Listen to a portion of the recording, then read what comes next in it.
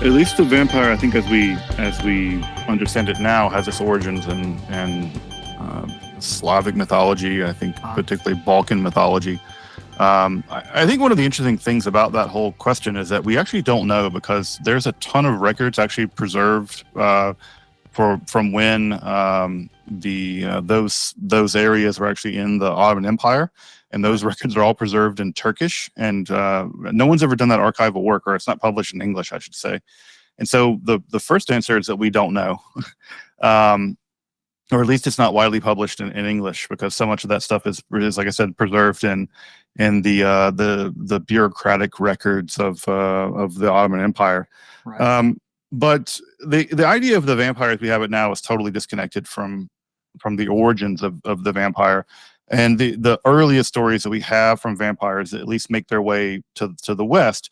And again, you have to understand that what's happened is that the borders of the Ottoman Empire had receded, and those areas had come under Western European control. And once they come under Western European control, then you begin to get these stories coming out of the far west, or the far east of the borderlands, really, of the European world. And it's in those regions that you start to get these stories of not just people coming back from the dead, but government bureaucrats having to deal with it, which is to say, people having to go and like dig them up, and and doctors getting involved.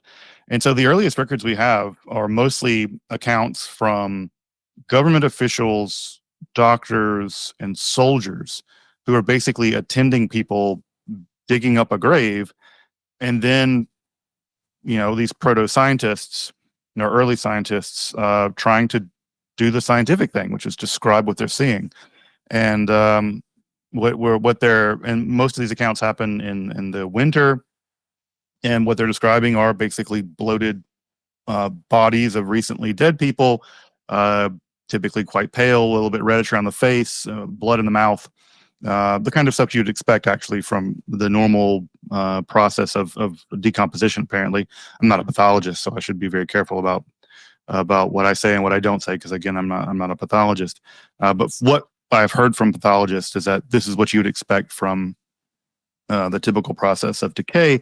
And these stories, which were very shocking to the attitudes of Europeans, especially theologians and doctors. You have to remember, this is the high period of the Enlightenment, but also this is the high period of sort of a kind of rationalizing Christianity as well. And both Christian theologians and medical doctors, Enlightenment medical doctors, were in some sense equally horrified at these prospects, because from a theological point of view, people shouldn't be coming back from the dead. That only happens at the end of the world with the resurrection, according to the theologians. And of course, also from the point of view of Enlightenment doctors, people shouldn't be coming back from the dead. And so these stories coming from the hinterlands of Europe of people coming back to the dead to predate on the living were just horrifying. And they were the object of endless interest. And so you get these anecdotes that are first published in German, and then you get the big book that's published in France in the 18th century, and that really begins the so-called vampire craze, which really burns through the 18th century. So that's the origin. It's a political change when the Ottoman Empire recedes. It's stories where these dead bodies are coming back to life and eating and predating on people. What's also interesting is that in the earliest stories, the vampires never actually physically attack people. They're able to feed on them somehow remotely, which is interesting. It's quite a different kind of vampirism that we typically think of now. But yeah, and these stories getting back in the 17th and the 18th century, and shocking and guffawing Enlightenment doctors and theologians. I find it interesting in that you even mentioned it yourself, that the concept of, maybe it wasn't called this, but an energy vampire seems to be much older even than the concept that we have now of what your blood sucking or glittery skinned daylight vampire maybe. And I think that's even the ones that were doing it remotely were still drinking blood. They just somehow could do it remotely. Somehow they could do it through some other mechanism. Because one of the things they had to contend with the fact is these vampires were still in their graves, and the graves were undisturbed. So how exactly the vampires are somehow able to project their self out of the grave and then physically somehow drink people's blood, although never leaving the actual grave. And it's only later that you get the idea that they're actually physically coming out of the grave and actually attacking people. That's a later idea. But the earliest vampires, they were somehow able to attack people spectrally, but still drink blood. They're still harvesting people's blood, and they could also turn other people into vampires. So that level, that story is also there. And typically it's family members. Often it's a dead family member attacking other members of their family. So it's not just a random vampire attack. It's often an uncle who's attacking members of the family. And mostly peasants. So this is also a big difference between the vampire legend. We typically imagine vampires as aristocratic and handsome, but almost always these vampires are peasants. They're physically bloated. They have the pallor of death. Their mouth is covered with blood. They're hideous in a way that, the classic Bela Lugosi aristocratic vampires. Nothing like that. It's there's this video game series. It's also a tabletop game series called Vampire the Masquerade. Are you familiar with that? I know from the 90s. I know the RPG from way back in the 90s. Yeah. But I've never played the video games, but I know there's different kinds of vampires, right? There's Nosferatu, and there's the clans of vampires and stuff like that. Yeah. Yes, and it's sort of based on different cultures, mythologies, and such. But the key is that it actually has its own canon, which seems to me, as I studied some of this stuff, it seems that some people have actually adopted the canon from that story as if it is like a real history, or at least real mythology in terms of what vampires are. But one of the key things is that all vampires are the sons of Cain, and that when Cain is banished from the Garden of Eden, he's condemned to walk the earth forever, and that's where vampires become immortal. And then later he meets, and this can tie into another topic that I wanted to cover with you, is Lilith. And then she sort of like teaches him how to use his curse, so to speak. And then all of the sons of Cain become what we now call vampires, nightwalkers, that sort of thing. But who is Lilith, and what is it that she contributes to not just the biblical stories, but also like mythology in general? So Lilith is a character that first appears in a early medieval Jewish text, but who's based on much earlier. Going back to ancient Sumeria, there are these spirits called the Lil or the Lilu, which apparently are wind spirits, malevolent wind spirits, and at some point they become assimilated to another demoness named Lamashtu, who is unable to have children and predates upon human children. She kills children. She's responsible primarily for crib death.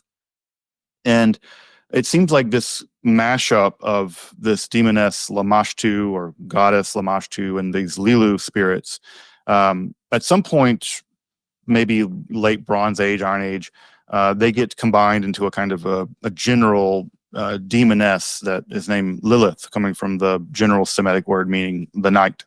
Lelit just means night in Aramaic and Hebrew and Arabic. And we first get a story about her in a text called the Alphabet of Ben Sira. And in the Alphabet of Ben Sira, we get a story that Adam had a wife before Eve, and this wife before Eve wanted to be on top during sex. She wanted to cowgirl apparently, and Adam refused this. He didn't want to be on bottom, and he refused her, and she fled. And when she fled, she vowed basically to kill all the children made with Eve. And this begins a dramatic, highly developed mythology that goes into Jewish mysticism and Kabbalah, and it becomes this incredibly rich story.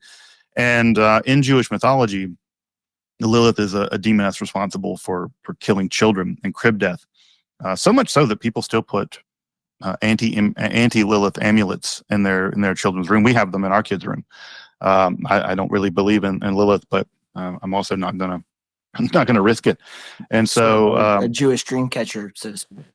yeah, it's something like that. But yeah, that's the idea that then yeah, you don't want Lilith playing with the children. In fact, there's old legends that say that if your child's playing alone by themselves and laughing, it's Lilith. Lilith is playing with your kids, and she's going to kill them, and she's like luring them to their death.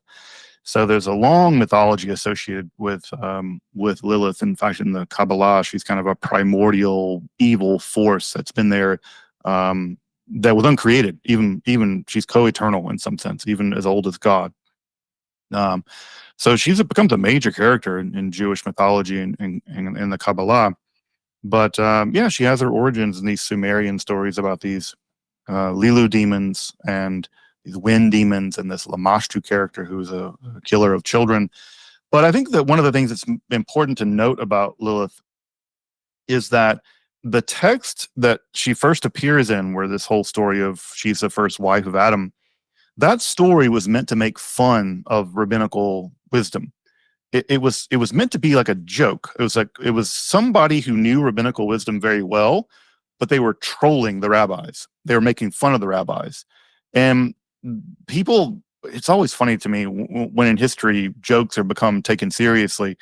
But what ended up happening is that what effectively is a joke a text meant to make fun of rabbis, got taken seriously by the rabbis.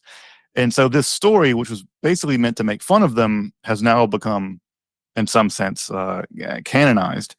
And so this story of Lilith as the first wife of Adam was, its origin was a joke. It was meant to make fun of rabbinical lore and wisdom, and now it's become its own thing entirely.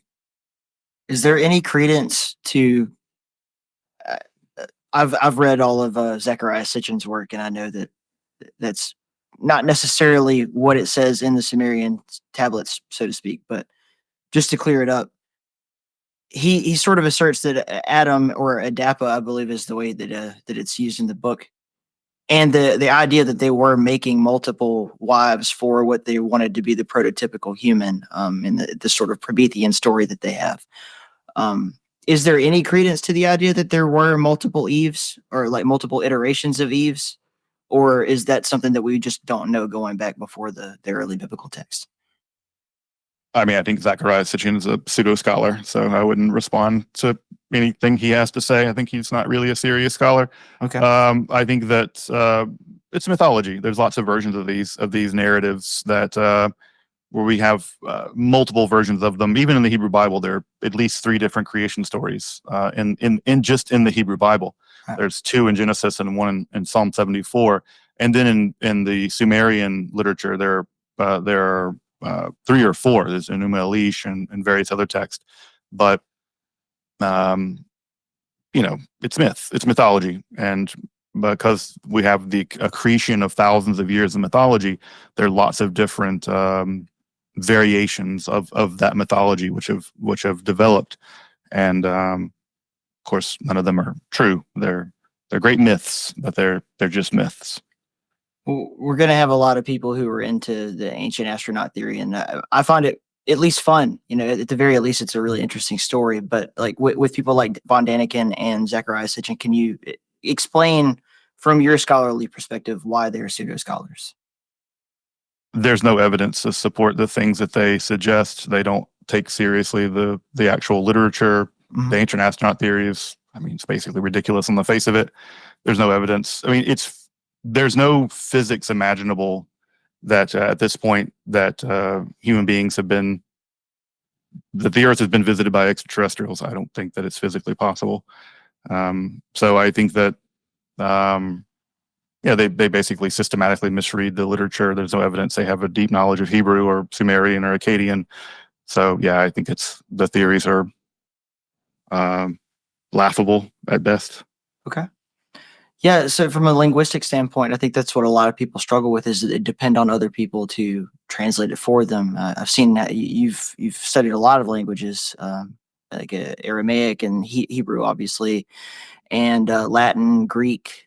a lot of things going on there. Did you, if I remember correctly, you studied in Amsterdam? Mhm. Okay. And I remember something about you were talking about how you like the way that they do things over there. I've spent some time in the Netherlands myself and all over Europe, but I do like how direct they are. It's one of my favorite things about Dutch culture is just like, hey, we're gonna. The Dutch are correct. One time I was on a tram an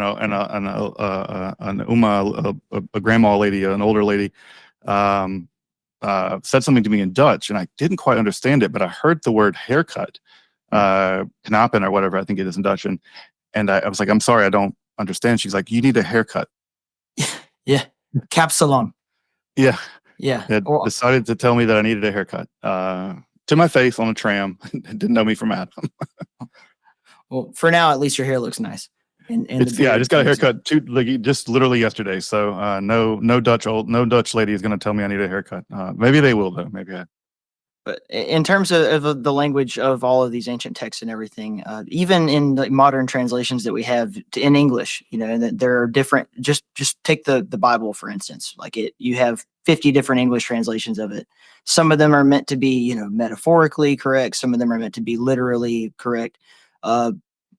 So I think that you have a recommended one on your book. But what would you say for someone who's not able to take the time to learn a language, but wants to get as close as possible to the source language? What would you say like they should look at?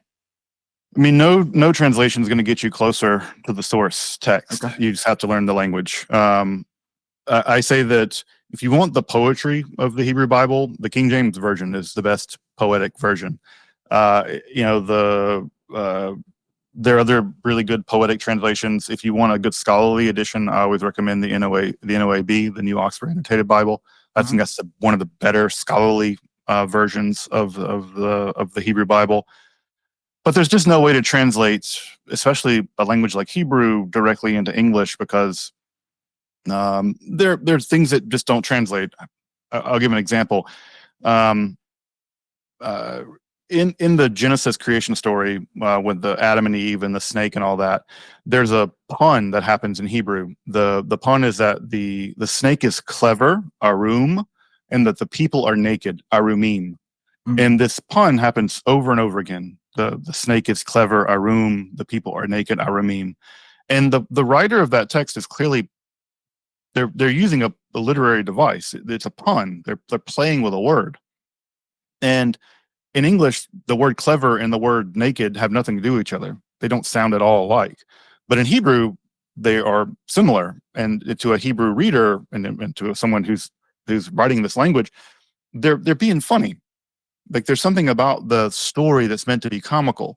And if you read it in Hebrew, the fall of man is meant to be funny. It's actually it's a comical story. But in English, especially under the aegis of Christianity, where we have this whole story of the fall of man and all this, it's not funny. It's a huge tragedy and Paradise Lost and all this. But clearly, the writer of that text was intending it to be comical, and that's completely lost in the translation. So, the basic words in Hebrew, there's no good translations for them. Tohu vavohu. The idea that the world was unformed and void. It's not clear what those words actually mean. Tohu vavohu. So I would say that if people really want to get close to a text, whether it's reading the Enuma Elish in Akkadian or some text in Sumerian or in Hebrew or whatever, you got to learn the languages. And Sumerian, Hebrew, they're not that hard. You can learn to read. You could have a basic literacy in Sumerian, Akkadian, Hebrew, basically in 15 weeks if you spend an hour a day on the languages. And you could be, I wouldn't say fluent, because I'm not sure what fluent means in a dead language, but you could be competent to read some degree of literature in those languages. And so I think that people often have an idea that these languages are impossible to learn. But in 15 weeks, you could have a reading knowledge of Hebrew such that you could read 75% of the Bible You could do the same thing with Akkadian. You could do the same thing with Sumerian. These languages aren't terribly difficult. They're nothing like trying to learn to read Chinese. Chinese is a legitimately difficult language because you're having to you need to memorize. I think in Japanese you need to memorize 2,000 kanji to even be as literate as an elementary school child. It's extraordinarily difficult. But Hebrew, Akkadian, Sumerian, they're not that difficult. When I was in the Air Force, I studied at the Defense Language Institute, and they rate languages categorically, essentially on how far away it is from your native language. And at the top of that list are going to be Arabic, Chinese, Korean, and it gets worse when you're talking about different dialects, even within a language. So I mean, there's a huge difference between learning modern standard Arabic and learning like the Arabic that's spoken in southern Iraq, for example, or Syria.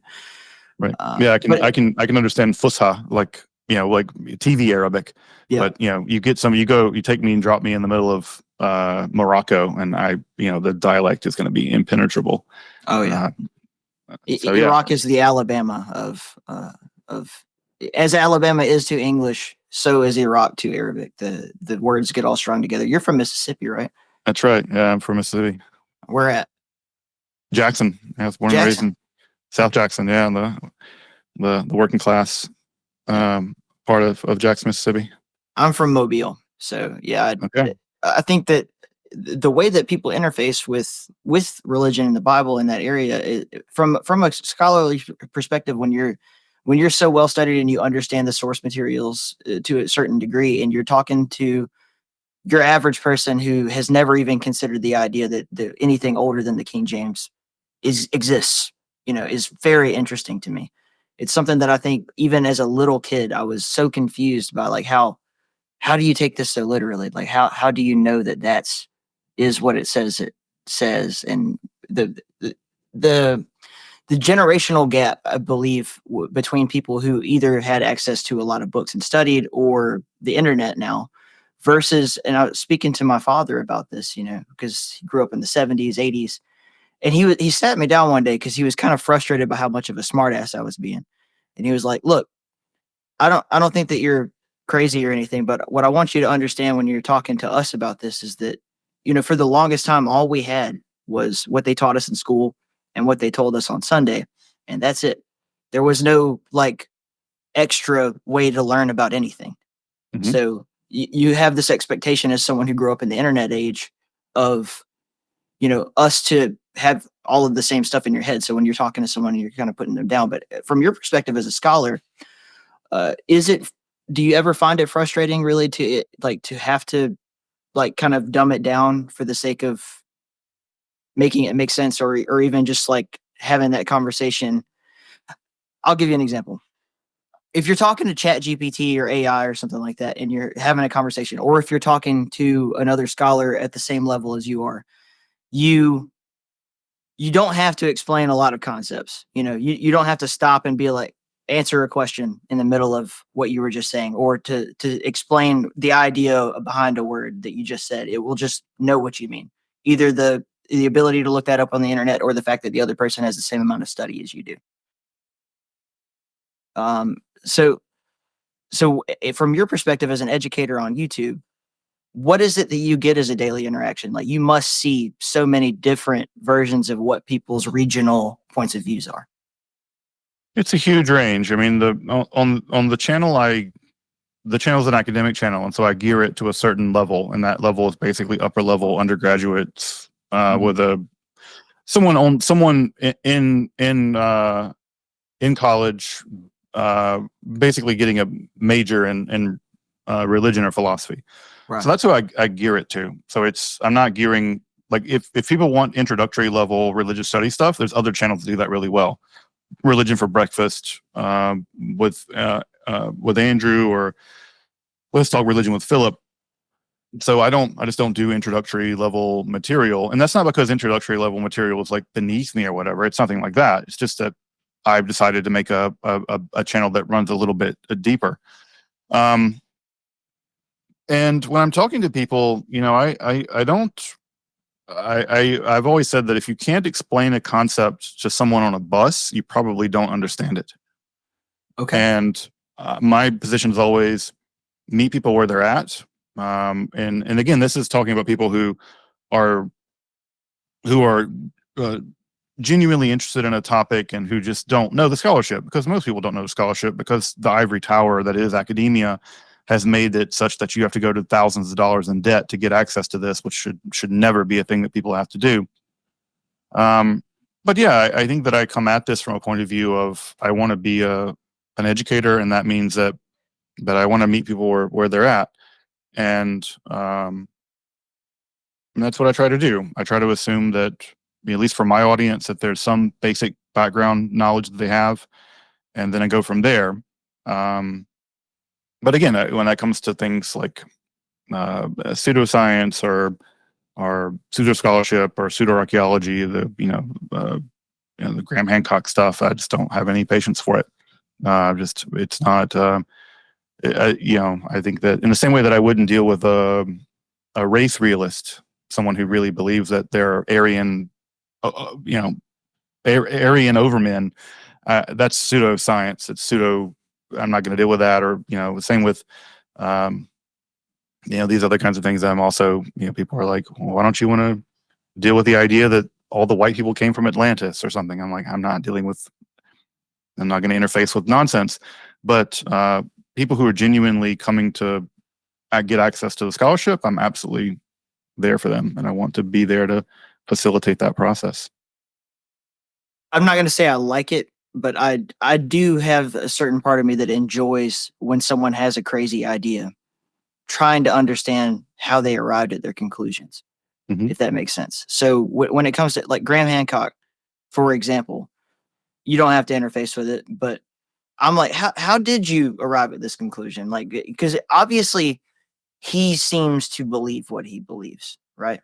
Oh, I definitely, I think he does. I don't think he's a grifter or anything like that. I think he genuinely does believe it, believes his ideas, but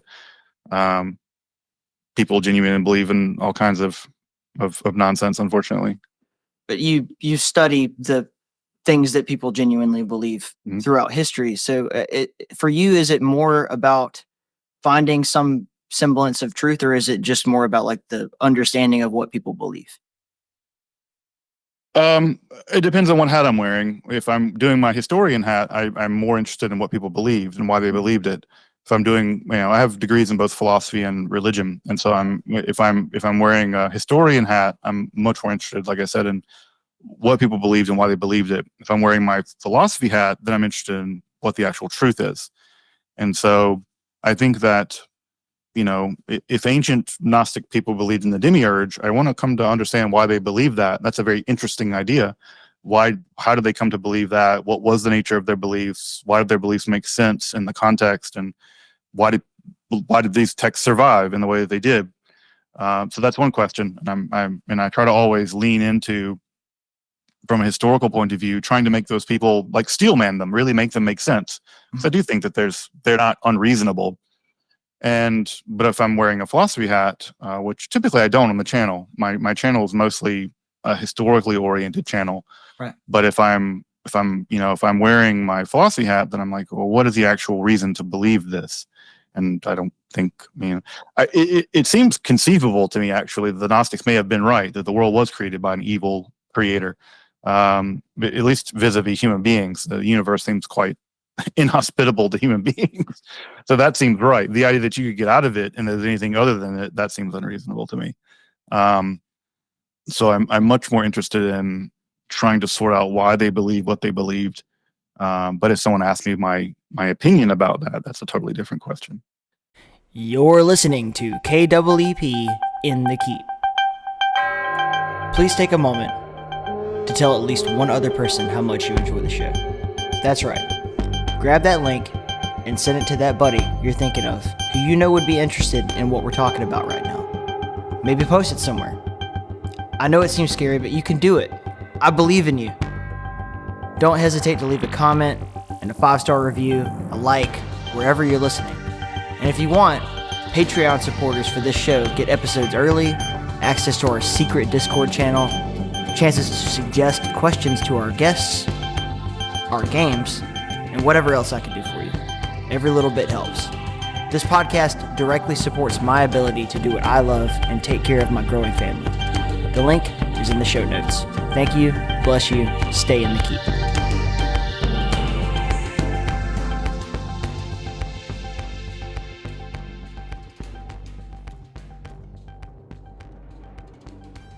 There's such a tendency for people to sort of rediscover what they consider to be old knowledge and then create an entirely new sect of what the beliefs were that are disconnected from that original belief. I think I've heard you sort of speak on like the Victorian era of studying magic, and then you'll have people with they're like kind of trying to get there, but then they're putting backwards Hebrew symbols all over stuff, and you have Aleister Crowley and that kind of stuff. And I'm wondering, in 400 years, is there going to be a great great grandson of Dr. Sledge who's studying the same thing and looking at, in the 19th and 20th centuries, people became convinced that ancient Sumerian and Hebrew texts were telling them that the world was created by aliens, and then that was a whole pseudo religious movement. And then from the historical standpoint, I feel like that's going to be a topic. That's going to be one of those things like, why did people believe that?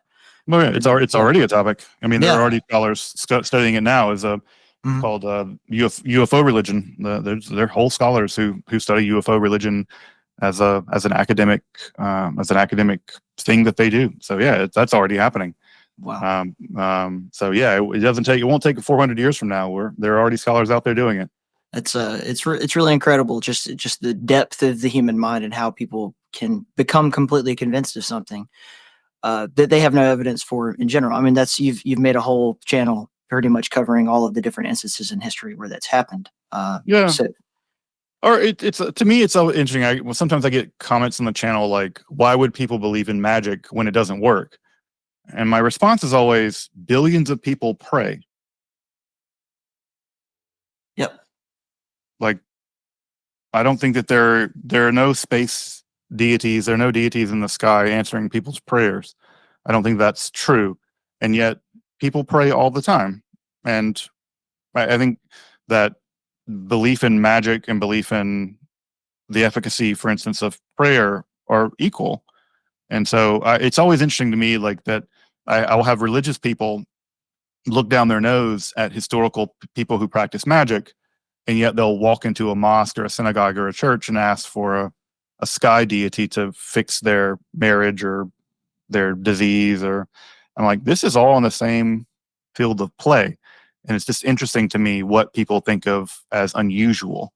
Or when I hear people make fun of Scientologists or Mormons, the Mormons are ridiculous. They believe in this, that, and the other. And I'm like, the same people saying that the Mormons are ridiculous are also people who also believe in a talking snake tricked a woman made from a rib to eat fruit. And then that meant that 2,000 years later, a Jewish rabbi had to be executed by the Romans and to fix that problem. It's all, or again, for my religion, that some guy went up on a mountain and got a bunch of rules about what you can and can't eat. I think when you're pointing fingers about what's ridiculous, you have to point that finger back at yourself and be like, hold on, the mythology that I accept as the mythology that's most meaningful to me is also pretty ridiculous on the face of it. I try to think about everything that I learn as if I'm looking at an old school like overhead projector with the clear sheets of paper, and I'm like, okay, if I could just take everybody's ideas and stack them on top of each other, wherever they intersect, these are interesting places. Yeah, so, I think that's true. Yeah, I agree with you.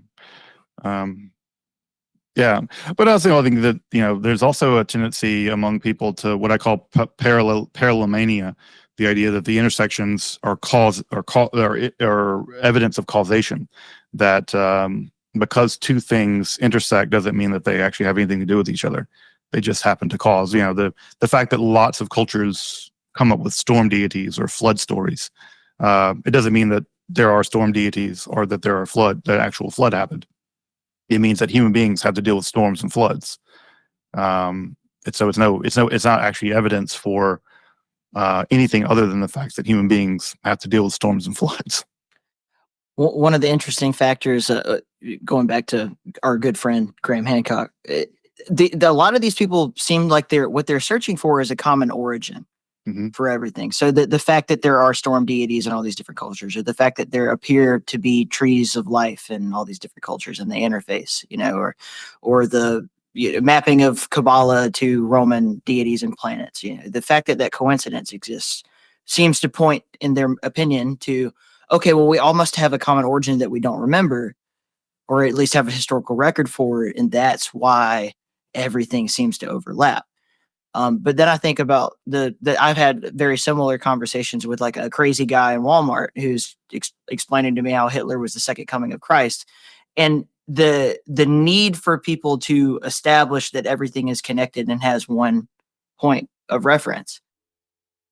Do you think that's a natural, like, just human fallacy, or is there any evidence at all that there's a common element to all belief systems, not just Abrahamic belief systems? I mean, we're all the same species, and we all have the same origin story in southeastern Africa. So I think that insofar as we're all the same species, and we live on the same planet, we all have the same hardware, we have the same software, we all have the same brains, we all have the same bodies. We live in roughly similar environments, but I wonder how much stories about trees of life the Inuit have. I wonder. I bet not many. I mean, in fact, I know they don't, because they don't live in anywhere where there are trees of life. I think that the more that you study these stories in a deep way, the more they become dissimilar. And so I think that part of what we have to do as scholars is really dive deep into this, because from a superficial point of view, everything looks very similar. But as you get deeper into it, I'll give an example of the tree of life in Kabbalah. Now, the tree of life in Kabbalah is not one thing. The Kabbalists don't agree, and even in Kabbalistic texts, about how it's supposed to be made, and even how many numbers of Sefirot there are supposed to be in it. There are other schools of Kabbalists who actually had as many as 13 Sefirot, not 10. Some had 11, some had 13, some had 3. And so even among Kabbalists, there is an agreement. But if you have a superficial understanding of Kabbalah, so it's this specific arrangement of these 10 in this way. And then you can take that and put it over to the chakras or whatever. But even in Indian literature, when you start to study the chakras, you're like, hold on. In this text, it says they're different. In this text, it says it's different than that. And so when you get into the weeds of it, you realize what superficially looks like agreement is not agreement at all. That's exactly how you arrive at the idea that there must be a 12th planet if you have to fill out the whole chart. Right.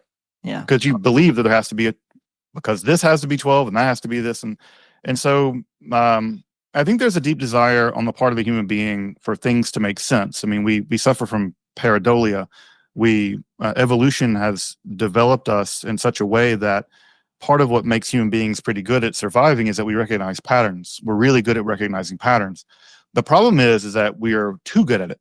Mm-hmm. We see patterns where there aren't patterns. We look at a light socket and see a face. And because we overcompensate, we overcorrect, we see patterns where there aren't patterns.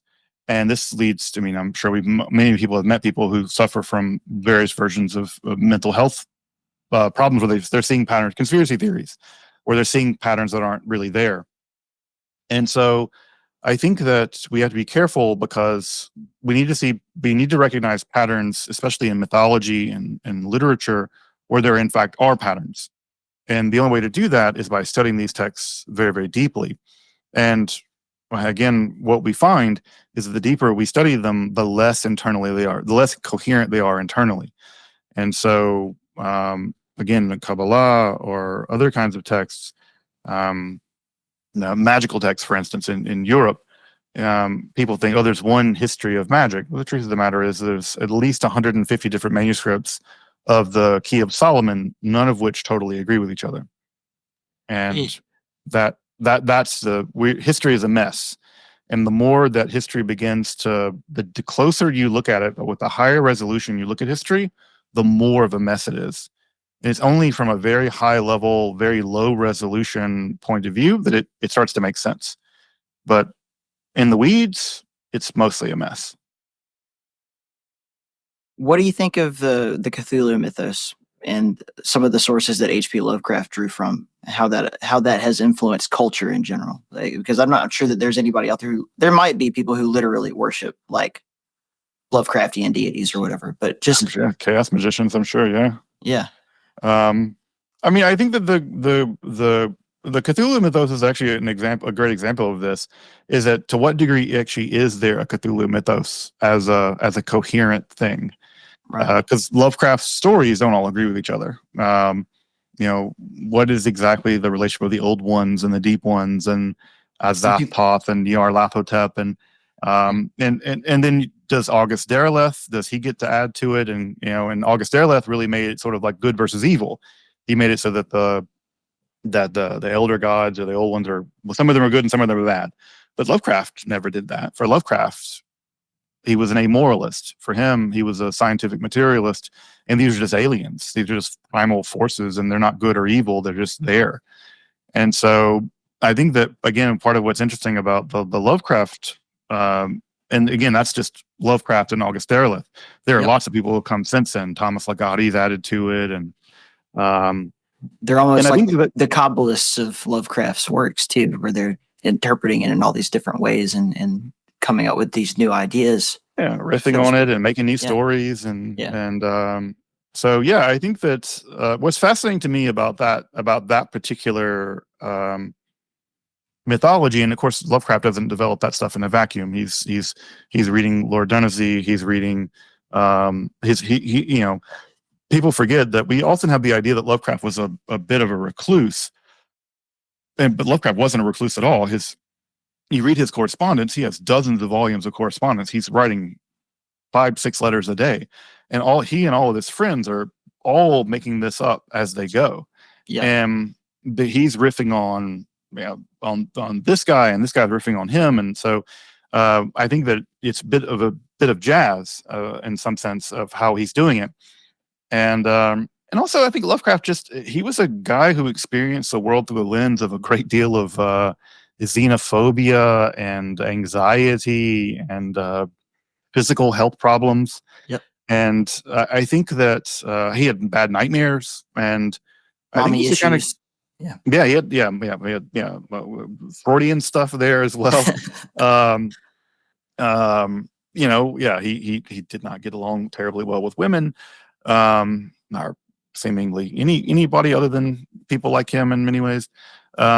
So yeah, he's, at one time I was in Rhode Island, and I went up to near Brown, where he used to live, and you can do a walking tour of kind of the area around Brown, kind of Lovecraft country, and you can go to the Shunned House, one of the stories that he wrote called the Shunned House.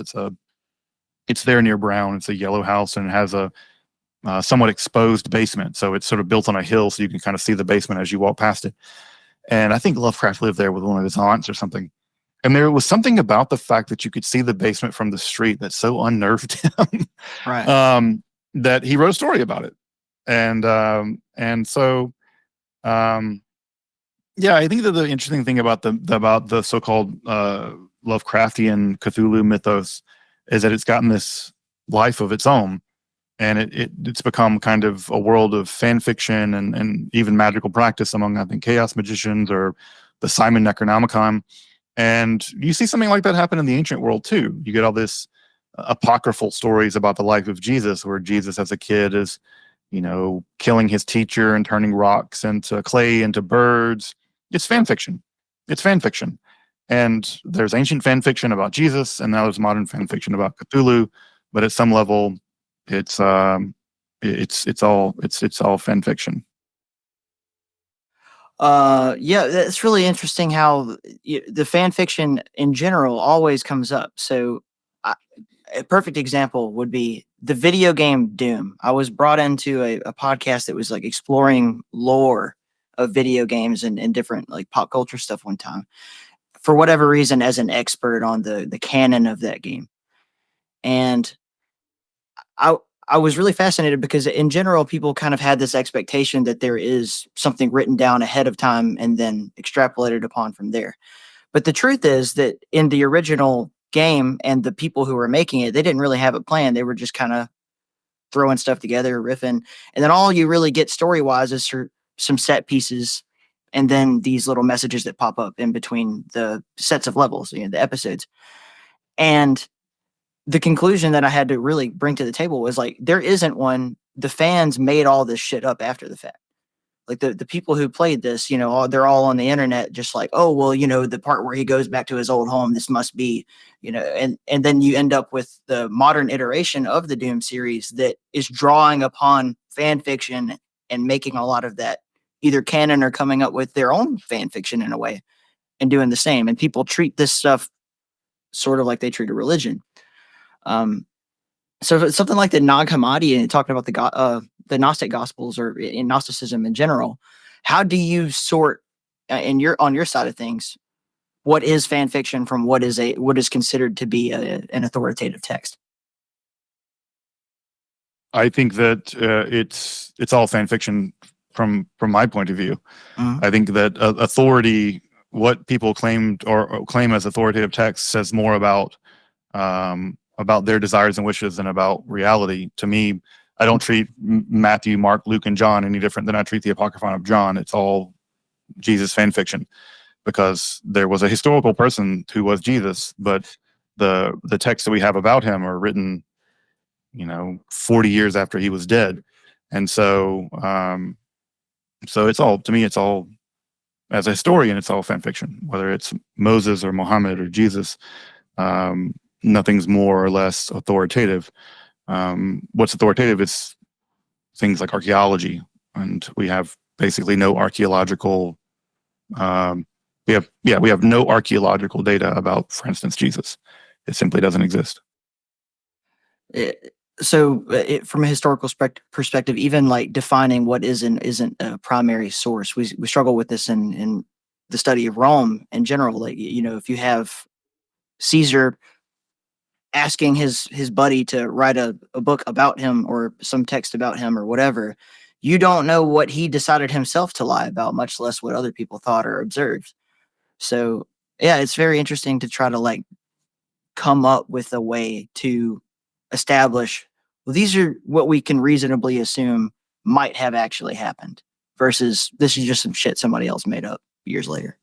Yeah. I mean, it's certainly, when Caesar tells you that he was fighting against a bunch of guys painted blue and he was outnumbered 10-1 and still beat them, you're like, who is Caesar really?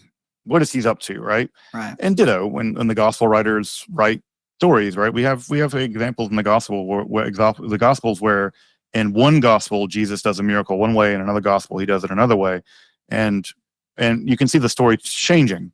The gospel writers are changing them, and so how much of the Gallic Wars is Caesarian propaganda and how much of it really happened? Well, we'll never know to a perfect degree, but when we look at the sources, we try to tease out what seems to be historically accurate and what doesn't. But it's always going to be the case that we're never going to fully know. I mean, and this leads some people to believe things like mythicism, that Jesus didn't exist at all. I think that's unlikely. I think he probably did exist. But then we had to reconstruct, like, all right, what do we think from these texts are reasonable things to believe about this historical person? Let's ditto with Caesar, ditto with Alexander the Great, ditto with Ramses II or Abraham Lincoln for that matter. Did he, these guys really chop down cherry trees like George Washington or what? Right. And so, teasing out what is myth and what is history. And also just being comfortable with the gray area, where the gray area being we don't know and we're not going to know, probably. I think that's also a mark of good scholarship. I always say that you can merit a scholar by basically saying what we know and what we don't know. And any scholar worth their salt should be pretty comfortable saying we don't know, and maybe we're not going to know, or that we don't have evidence, for certain kinds of things. And trust me, I think scholars desperately want evidence for all kinds of things, but history is often not forthcoming. Interesting.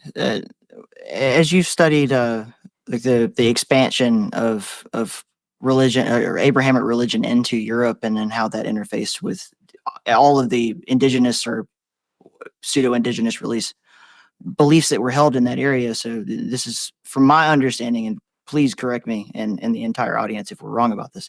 But this is essentially where you start to see the beginnings of people just calling everyone who's a pagan a witch. I mean, I think that the idea of calling people witches doesn't really begin until the 15th century. That's Okay. The legal concept of maleficium is a 15th century concept, mostly pioneered by scholars like Johann Znaider and Institutor, the author of Malleus Maleficarum. But by then, Europe had been Christian for 500 years, Right. at least. The last area to convert, people, a place like Iceland had converted by Scandinavia. Iceland had converted by about 1,000. Scandinavia before that. So no, this is the old idea of Margaret Murray, the so-called witch cult of Europe, where the idea that the witches were in fact the survivals of older versions of so-called pagan religions, right. But the evidence doesn't bear that out.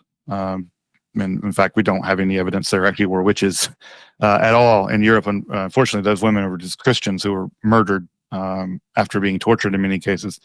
But paganism, again, I don't like that term paganism because it's a Christian term to other the religions of Europe, of which there were lots. Or heathen. Yeah, heathen. Yeah, none of these terms are terms these are terms that were developed by Christians to demote and demean the pre-Christian religions that existed in Europe, which again there were many. The idea that there was one religion of Europe prior to the arrival of Christianity, it doesn't make any sense. But we basically know nothing about those religions. For instance, what we can say about the Druids, you can basically write on one page. We don't know effectively anything about them. I would be deeply interested to hear like a conversation between you and say Jackson Crawford, who did the most, or at least that I'm aware of, the most recent solid English translations of the Eddas, Mm-hmm. because it does seem that he does a great job of explaining this in a way that at least I can understand it. But when a lot of people who are sort of your neo-pagan, modern heathen believers, right, and they look at this stuff, and you have to understand that not only do we not really have the sources on this, it's just these are like Catholic monks writing in mostly Latin down the ideas of what people are telling them, mostly from an oral tradition, and then putting it into text. And now we are translating that into other languages to try to understand what it is that these folks believed in. And there are some sort of through lines, at least in Northern and Western Europe, from what I can tell, with the, and a lot of it comes from Viking ideas of, this is Odin, this is Thor. They have different names somewhat across different Germanic languages. But I do wonder like what that conversation would look like, because from your idea that there is not one unified looking religion in that area. Maybe not, but maybe there were a lot of different people exchanging gods, the same way that, in your videos about the demiurge and Yahwism, that they're borrowing a god from another culture, or at least a name for a god from another culture, and then kind of pushing that into what they're carrying with them and how they adapt their own mythology, their own belief system. I mean, Dr. Crawford is certainly much more, Dr. Crawford is in fact an expert on this, and I'm very much not. But I think Dr. Crawford would point to the fact that while some of the texts that we have from, that are in Old Norse, the sagas and Voluspa and other texts, those texts were written by Christians a couple hundred years after they had converted to Christianity. And so they do probably represent a memory of a pre-Christian period, but yeah, they're texts written by Christians and probably edited by Christians in ways that I imagine would perhaps be, maybe they wouldn't even like the pre-Christian people wouldn't even like the way the Voluspa that we have now, or the Havamal we have now. Maybe the actual Norse pagans wouldn't agree with the version we have now. But again, what Norse pagans believed in the year 1000 is probably nothing like what the Merovingians believed in the 600s. Proto-Norse religion, Proto-Germanic religion, it's probably quite different than what the Goths believed prior to their conversion to Christianity. So, yeah, I think that the idea that there was some kind of unified paganism that existed throughout Europe. Who knows what the Basque believed? Who knows what the Slavs? They had their own mythologies, and they're all sort of existing in Europe, prior to the arrival of Christianity. So yeah, I don't think that we know very little about it because they wrote very little, and what they did write, it's very brief. And so we know incredibly little about those pre-Christian beliefs. And by the time that people do write anything down, it's hundreds of years after the conversion to Christianity. Very interesting. You're listening to KEEP in the Keep.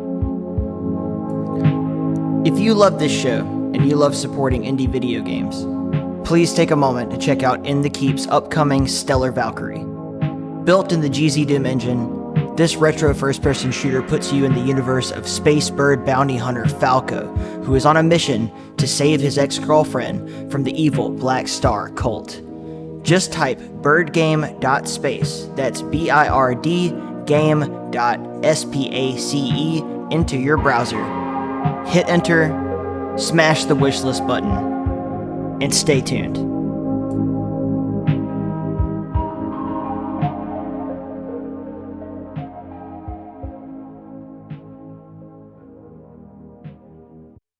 Okay. So at least you're on your merchandise, you seem to have a lot of fun with toying around with the black metal logos and everything like that. Do you actually listen to that kind of music? Oh yeah. I'm a big fan of black metal. Okay. Yeah, I listen to, I'll be in, cooking, dinner and listening to Wolves in the Throne Room or Weakling or Krallis. And that's definitely when I'm at the gym and, in my car. That's definitely the kind of music I listen to. Although these days it's funny, I've been listening to the new record by The Cure, which is the opposite of black metal. It's like all feelings and sadness, and I don't know what it's got into me, but I definitely love black metal, and I love that aesthetic. I like some of the old Scandinavian stuff. I know that you're not supposed to like Buddhism or whatever because Varg Vikernes is a bigot or whatever, but I'm like, still pretty good music. I really like his music. I don't agree with his thoughts on. Yeah, again, I was like, to people kind of get their they get on a tizzy about, oh, you can't like the music because the person's a bad person. I'm like, look, I don't think that Thomas Aquinas would have had a particularly high opinion of me, but I still like Thomas Aquinas. I still think he's a genius, and his books are worth reading, even if you'd have considered me a heretic or whatever. I think that one can separate the art from the artist and appreciate the art, even if you think that the artist themselves is not especially a good guy. I don't think I want to hang around, a lot of historical people, but I think what they produced is worthy of merit, and the idea that we should cancel history, or cancel people in history because they had ideas that we find unsavory it's not just stupid, it's self-defeating. You basically you won't be able to do any history, and expecting historical people or even modern people to line up with all of our values in order to appreciate what they produced that seems patently ridiculous to me. I really like black metal in that, especially in the 90s, when there's this sort of renaissance of black metal. And they are pretty much exploring the idea that there is all this ancient, European religion, and we've been lied to about it. And a lot of the music is sort of this attempt to recreate the spiritual music of whatever it is that people believed in their area was before. I mean, you get, the Irish version of black metal, you get the Scandinavian version of black metal, all of that stuff. It's so fascinating. And Varg Vikernes, since you brought him up, is a purveyor. I mean, you can go read his blog if you really want to, of the idea that all of Europe was one unified, pagan religion, and we all believed in the same things essentially. And then the evil, and he gets real bad with it, Oh, he's an anti-Semite. By far. Yeah. I don't think he would think he would gladly admit to that. He would gladly admit to that. He probably would. Yeah. So with the with these folks and the music they're creating and all of their individual studies into that, they've sort of created their own mythology surrounding the indigenous beliefs of European culture.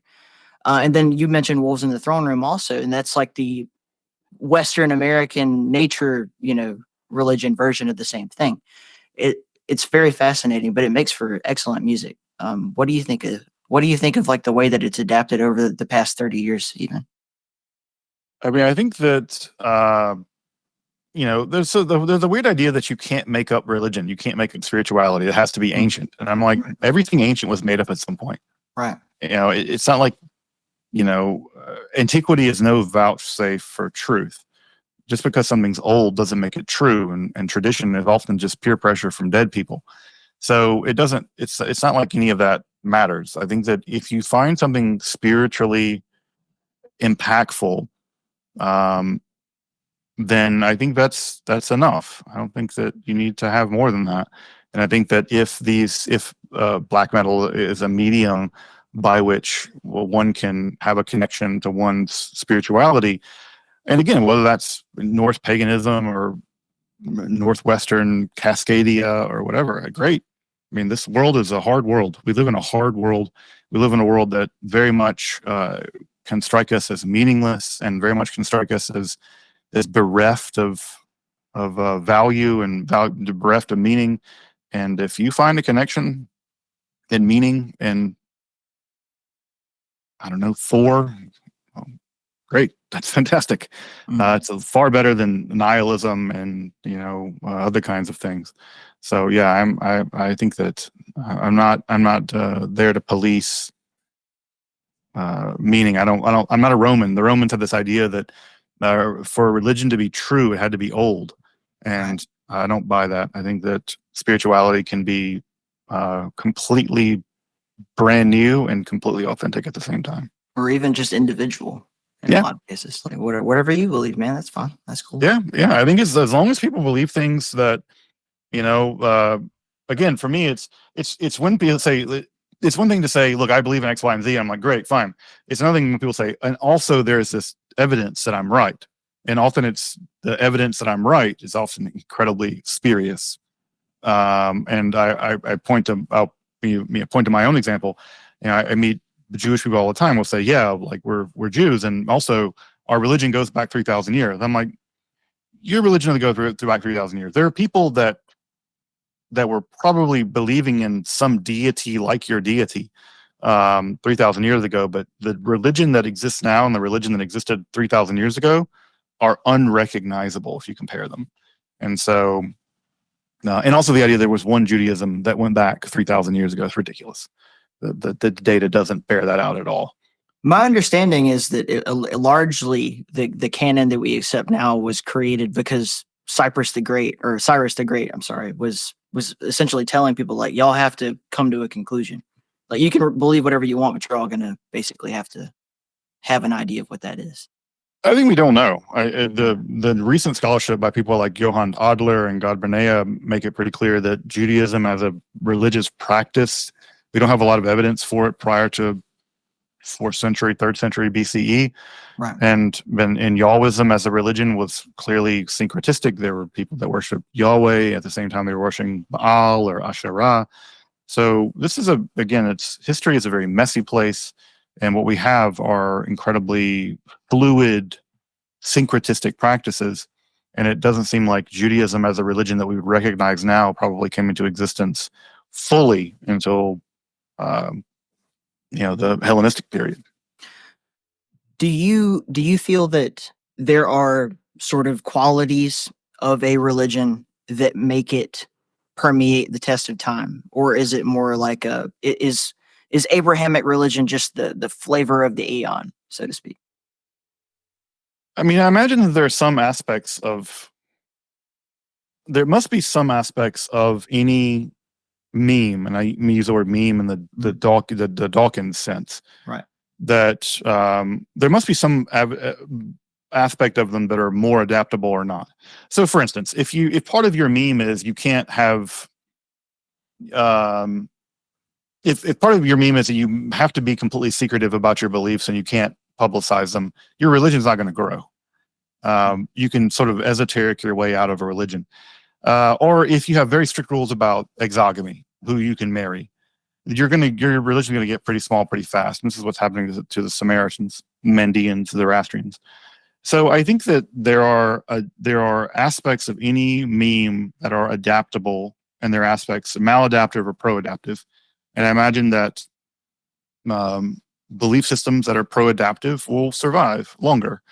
For instance, if Judaism had remained a religion in which you had to have a central temple and do sacrifices at that temple, it had died because the Romans destroyed that temple, and that was the end of that. But it turns out Judaism was adaptable. It was like, oh yeah, we don't have to have that temple. We can do something else. And so I think that that's an example where a religion can be adaptable or not adaptable. It seems like in many ways other religions were less adaptable, and they perished. They converted to different religions. Christianity is a question of how adaptable it will be. Judaism also is a very tiny religion. So it's, yeah, I think that there must be some aspect of to the degree to which a religion is adaptable in terms of whether it will survive. The more dogmatic, the more rigid a religion is, I think that it will not survive. Christianity early on was extremely adaptable. Yeah, it's amazing how much syncretism happened in Christianity early on. Of course, Christians don't believe that, but Christianity was a highly adaptive religion early on.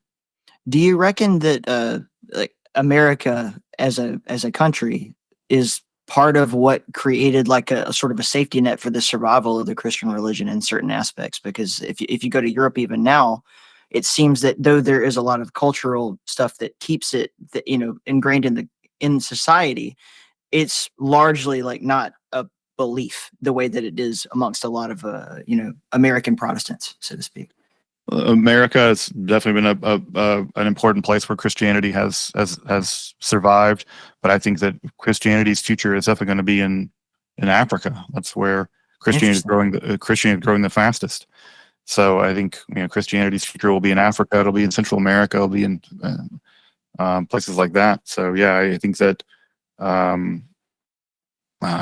that the kind of Protestantism that exists in America is interesting, of course, but I think that Africa and Islam are both growing rapidly, or Christianity and Islam are both growing rapidly in Africa, and most Americans have no sense of how huge Africa is as a continent.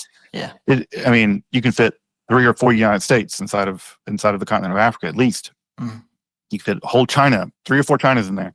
It's a massive continent, and so I think most Americans don't have any sense of that. And it's Christianity is growing most rapidly in Africa. As religiously, Mormonism is not growing in America, but is growing rapidly in Central and South America and Africa. That is crazy how wherever Christianity goes, it seems to map pretty well onto whatever religion exists there before it. So a good example, at least in my, where we grew up, right? If you're talking to someone who's like a voodoo practitioner, like, or even talking, going back to Marie Laveau, this idea that voodoo in whatever form that it exists at the time, you can sort of take all of the ideas that they have and then map that onto the Catholic saints and then just sort of interface them. And this happens also with, basically every single one of the, Hellenistic religion the whole way through. Balder and his association with Jesus Christ. Do you think that's a unique quality of Christianity, or do you see patterns of that throughout different religions moving through different areas? Yeah, I don't know of any religion that doesn't have some degree of syncretism. No successful religion is gonna be devoid of syncretism.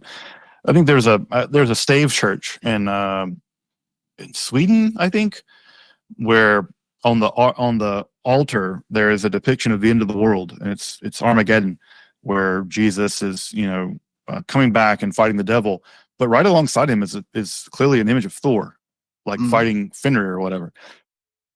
Whoever carved that believed clearly in Christianity. It's in a church, but they also we're like, oh yeah, also Ragnarok. Yeah. It's like it's the same thing. And I think that's true for most. The way that religion goes is that most people are kind of blending and mixing and developing religion on their own. Again, I think if you talk to most people across a table about what they really believe, it's going to be some mishmash of all kind of stuff. Now, what they're supposed to believe is a totally different thing. Right. But when you get into the brass tacks of, do you really believe X, Y, and Z? People are like, I don't know. Maybe I believe some version of it. Makes me feel better. Yeah, whatever. I mean, I think this is a huge range, but yeah, Christianity Christianity was interesting in that on the one hand it was heavily syncretistic, and on the other hand it said it wasn't. But this is also true if you go into the east, you go to Japan, you could have a Shinto wedding, Confucian burial and practice as a Buddhist, and they don't see the least weirdness about that. And then that's very normal that you would sort of move between religions. And I think that that's typical of most people, actually, that most people kind of have some degree of movement in their religious belief. So you spend look, just, and anybody who watches your YouTube videos will see the same scene that I'm seeing, but you spend a lot of time reading books. What is the process of reading specifically for you? Are you a fast reader, slow reader? Does it depend on what you're looking at? And how do you digest so much information? It depends on what I'm reading. Some stuff is really easy. Some stuff is, a slog. You really have to read it lots of times. Right. I tend to read these days I tend to read one book at a time, and I tend to read it and reread it.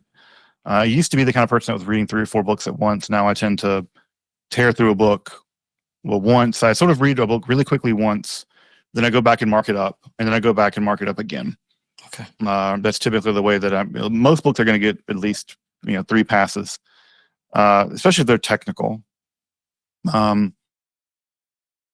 But yeah, I'm a fast reader. I think that you have to be a fast reader. I produce content pretty quickly. I produce basically an episode a week, and so that requires a lot of really quick reading. But also, I think I'm used to reading philosophy. My PhD is in philosophy, and philosophy is extremely technical. You have to very carefully follow the argument of that text. And if you get used to reading stuff like Kant or Hegel or whatever, everything else is pretty easy. Okay. After that. And so I'm really happy that when I can sit down and, I'm trying to think of a good example, like the Nag Hammadi library. If you read something like the Apocryphon of John, that text is weird. There's no doubt about the fact that it's weird, but it's not technically difficult. And in the same way that lots of texts that I read are not technically difficult compared to something like Kant or Thomas Aquinas or something. And so it's mostly saying, okay, the text is strange, but it's not hard. And so that makes it a lot easier. But yeah, I spent, many years and still do read a lot of philosophy. And that stuff is much harder than even very weird text. I mean, I think of something like Pistis Sophia, which is probably one of the most unusual so-called Gnostic texts that I know of. That text is really strange, but it's not technically all that difficult. It's just weird. You're listening to KEEP in the Keep.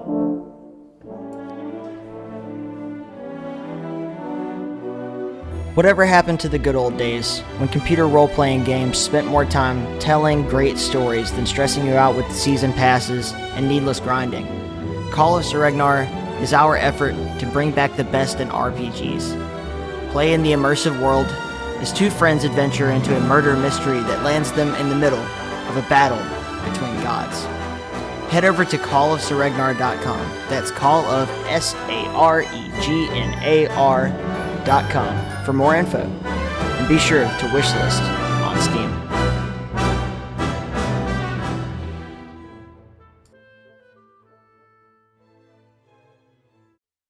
So how many hours in a week do you think you put into books? Oh, I don't even know. I don't want to think about that. More than 40?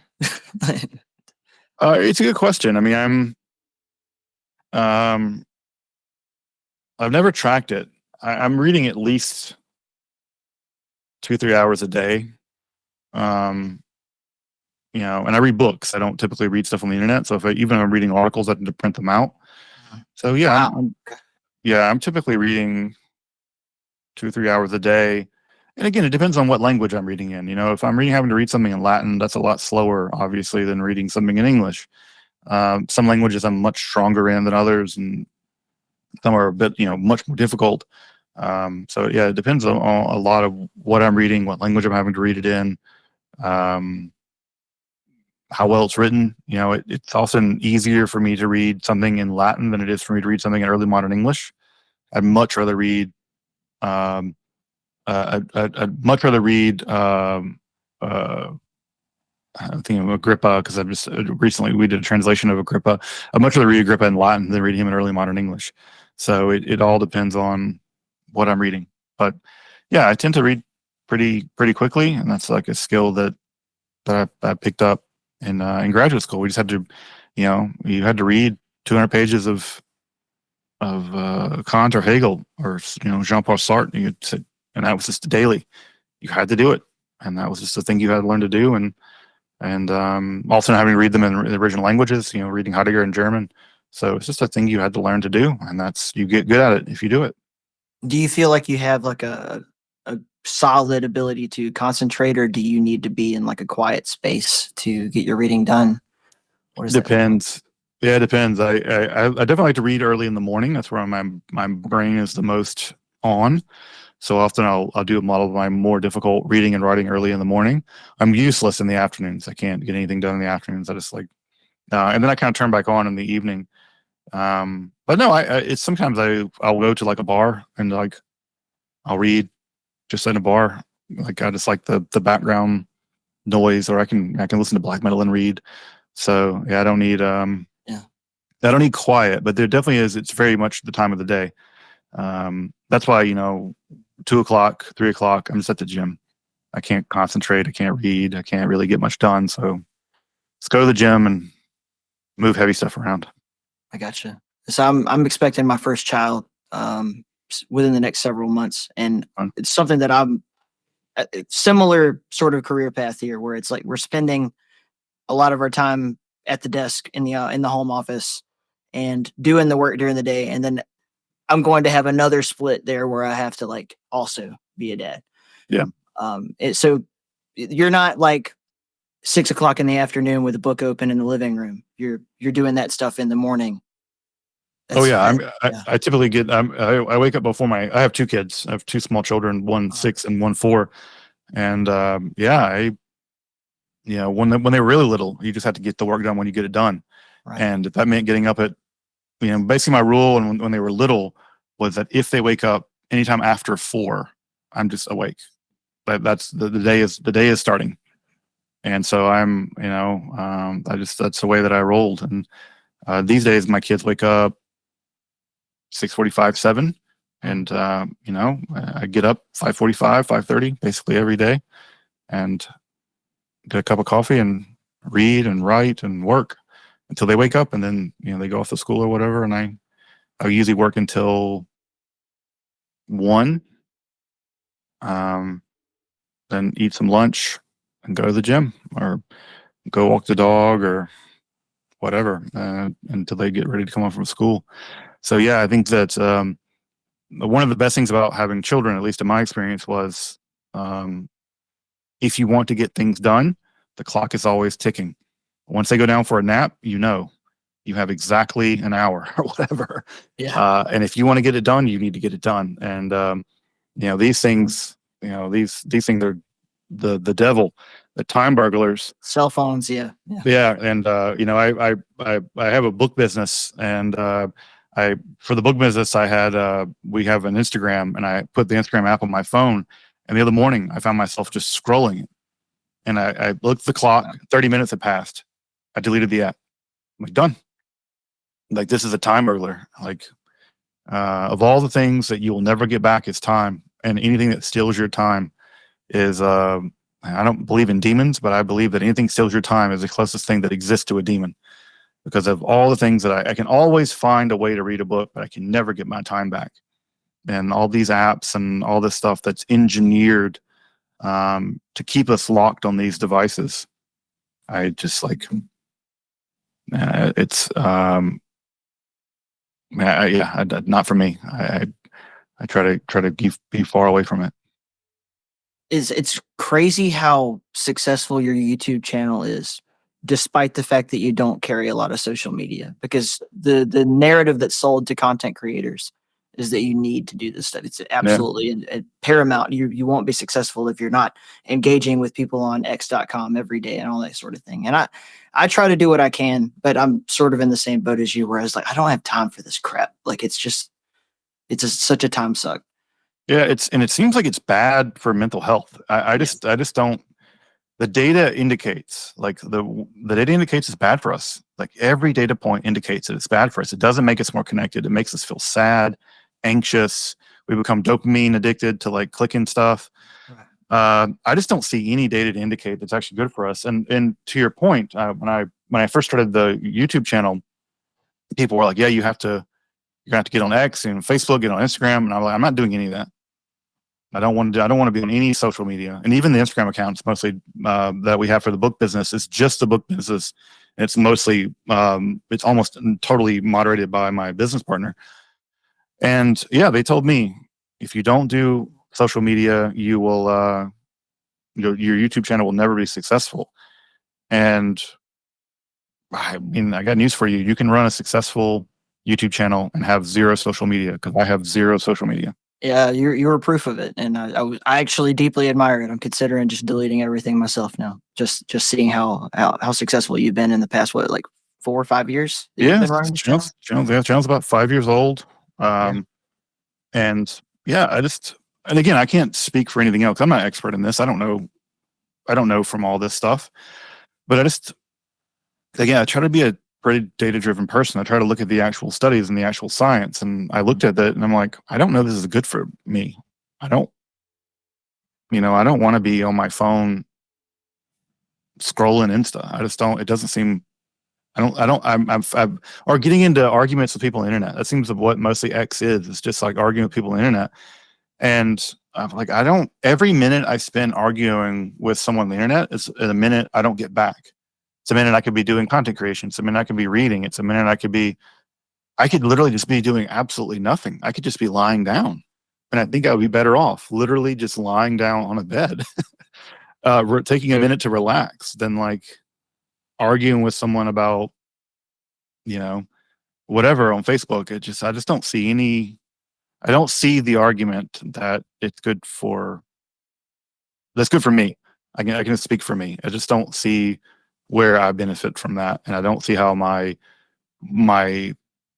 pedagogical this project of making content, I don't see how it would overwhelmingly benefit from it. Do you so you have this amazing list that's connected to your YouTube channel. It's essentially like a starter kit. Here's all the books you should read if you want to get into these subjects. And I actually went through and added every one of them to a list and put it out to my listeners and be like, "Hey, buy these books." Like, for me. So I hope they do. No, I'm really I'm interested in general in this entire subject. It's one of my great passions, and it always has been in life. So I definitely want to deep dive into that, and I intend to. I don't know how long it's going to take me, but yeah, finding time to read is definitely going to be my battle, I think. Yeah, you gotta, you'll do it or you won't. I mean, I think about like the gym. The hardest thing about the gym is walking through the front door. Everything else is easy compared to walking through the front door. And that's true of a book. The hardest part about a book is opening it. As long as you can get the moment to open it,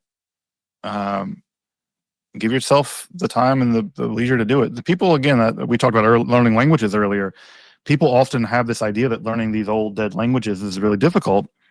I'm like, think about how much music lyrics you have stored inside your brain, how much lore from television shows, how much people know about Game of Thrones characters or Lovecraft monsters or the NFL draft, like how much people know about this quarterback and this game and this.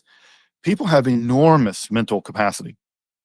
Enormous mental capacity. And it's all about how you allocate it.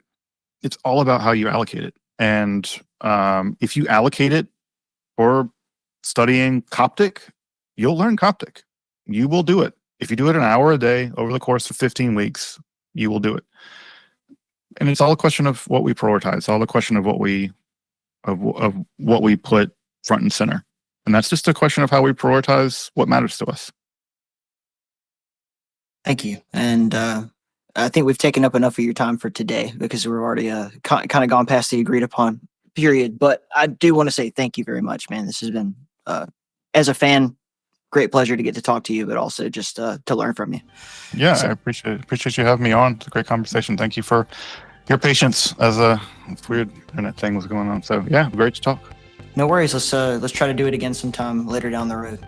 Yeah. Feel free to reach out anytime. Thank you. Take care, Justin. You too, man. Thank you. Have a great day.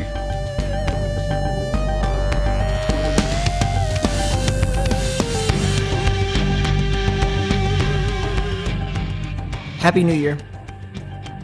I said it first. Thanks for listening. Just want to say thank you to Dr. Sledge for coming on the show, man. What a dream come true for me. Huge fan. Definitely going to try to do that again sometime in the future. Thank you to our supporters over on Patreon. Michael, Fred, Ant, Shannon, Brad. Y'all rule. I am eternally grateful for you. I hope that 2024 has treated everybody really well. I hope that 2025 treats you even better. The music that you're listening to right now is by John of the Shred. Check out Scythe Dev Team. That's where he lingers, and he's one of the best out there. That's why I asked him to do this theme song. And if you really, really love this show, remember to tell at least one other person how much you love it. That's it. I love you. God love you. Stay